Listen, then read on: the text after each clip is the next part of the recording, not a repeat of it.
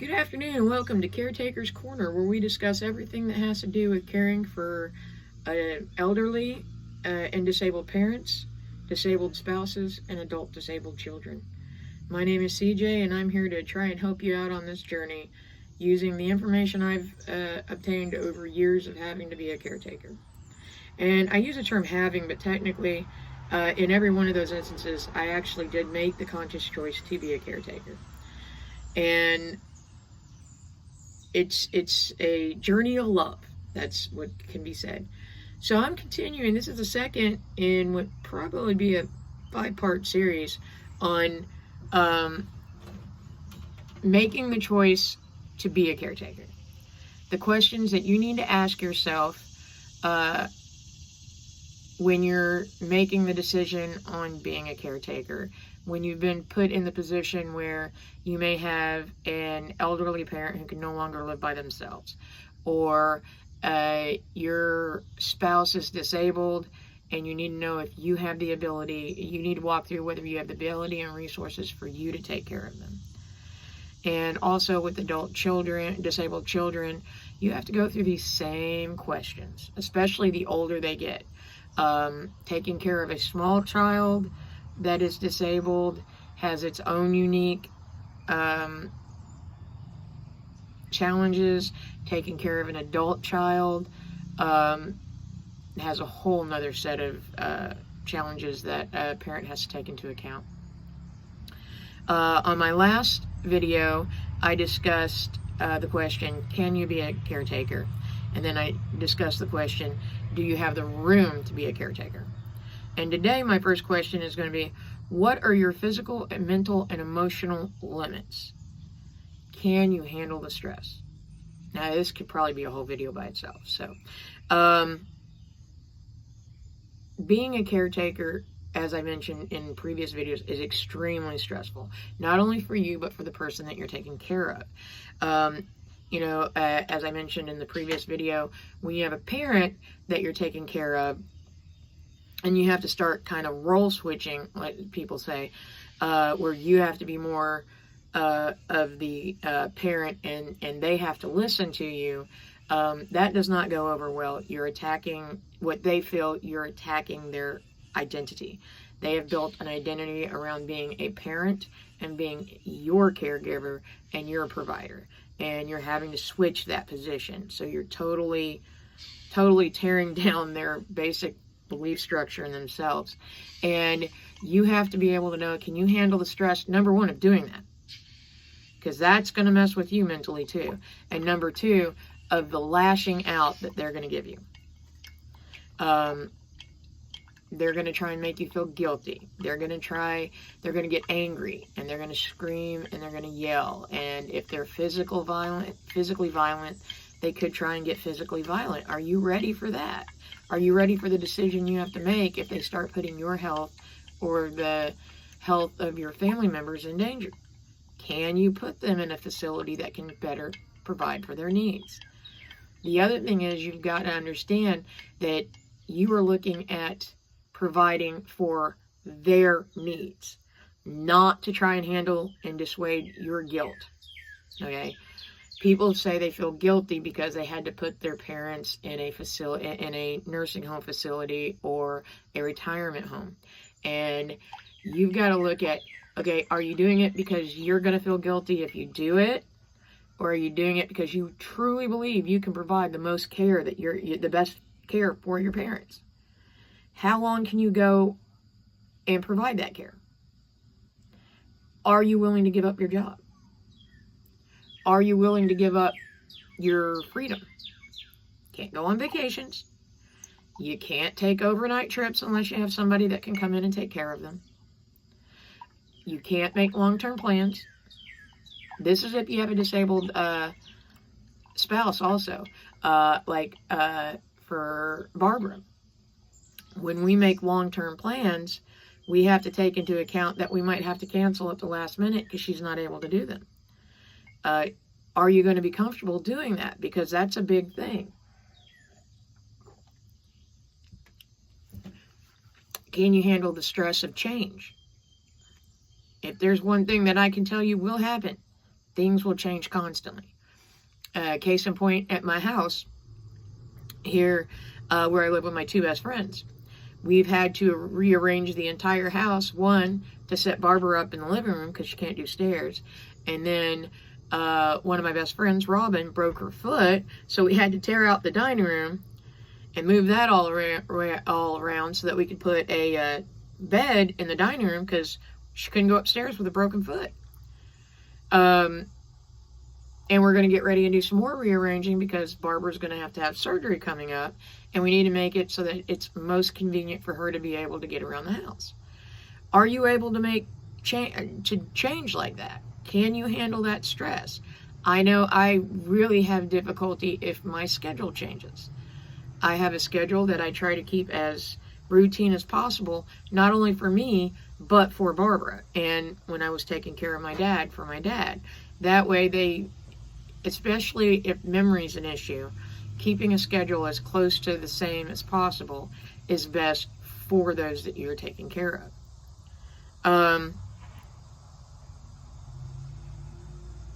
Can you handle it physically? Can you lift your parents? Can you work 12 hours a day, come home, feed your parents or your disabled spouse or your adult child?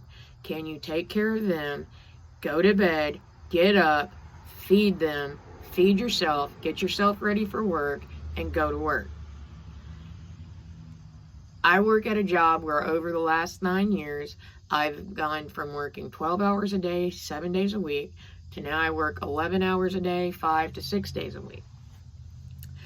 At one point, I was taking care of just Barbara, then I was taking care of Barbara and my dad.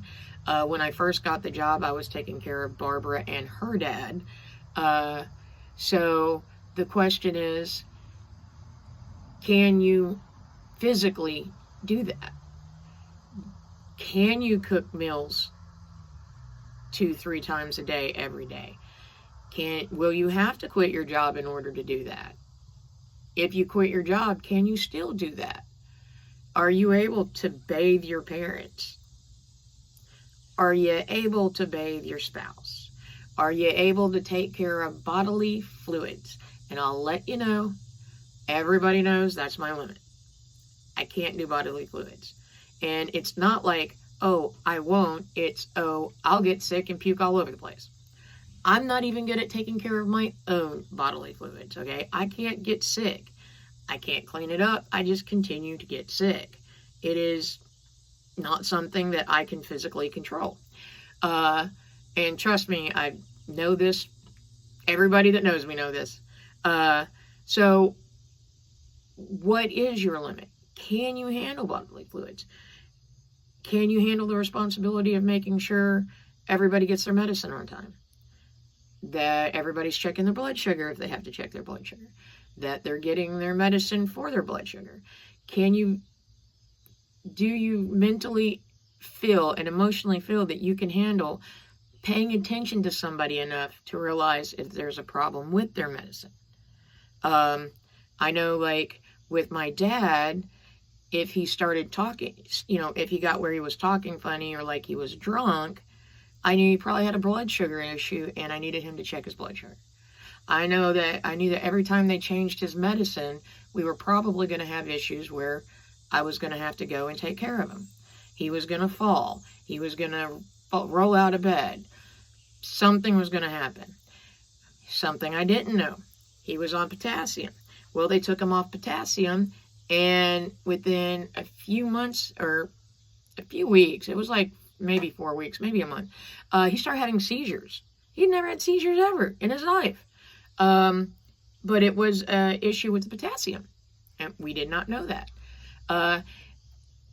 Are you going to be able to notice stuff like that? Do you have the ability to pay that much attention? Do you notice small things about people? This is one of those things that you're definitely going to need to do, because just the smallest change in something can cause a dramatic difference. For instance, my father-in-law had Parkinson's, like I said, and they treated him at one point using an anti-seizure medicine. And he lost his ever-flippin' little mind. Now, he could not walk. He also could not drive. And he was in the hospital because he had gotten a UTI. And I think he'd actually had a TIA, which is a small, tiny stroke. And we had taken him to the hospital for that. It turns out he also had a UTI. And his neurologist decided to put him on a anti-seizure medicine in order to control the TIAs. Well, he lost his ever-loving mind. We were down south visiting my family, and we get a call from our cousin who says she's at the hospital visiting him, and he's trying to get out of bed, and informed his sister he wanted the keys to her car because he was going home. Now, just so you know, in a hospital, you cannot put up all 4 rails. And an elderly or disabled person who has flipped their little mind due to medicine, due to an infection or something, they can suddenly become really strong. And he was trying to get out of bed. She said it took everything they could to control him, to keep him in bed. So we hurried back to the hospital to take care of it. But these are things you got to think about. And a lot of people, they don't take that into account. Then they start to be a caretaker and they start to freak out. They have all sorts of stress because this is stressful. Seeing your parent act like a child because they cannot help it, because of the medicine or because of an infection, is not easy on a person, especially when that's somebody you love and you're watching this. And there's nothing you can do about it. I have a friend who got her dad the other day. They're trying to discover about just whether he might have some issues. And she got a view she never wanted to see the other day. And they don't know why he was doing it, but he apparently decided to walk through the house naked. And she was like, oh no, this can't happen. Well, we know what her limit is, okay? She probably will never be able to bathe her dad if he needs it.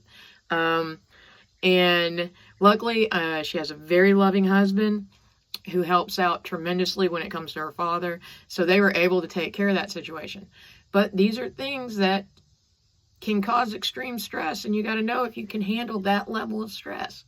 So I guess I'm only handling that question today. So the question that we were discussing is, what are you physically, mentally, and what are your physical, mental, and emotional limits, and can you handle the stress of being a caretaker? I hope I've helped you think about some stuff on this level, because that's a big one to take in and to try and answer. Well, I hope you have a wonderful day. Remember to like, subscribe, and share so we can get this information out to all the other people who are becoming caretakers and caregivers in this world. Have a great day. Bye-bye.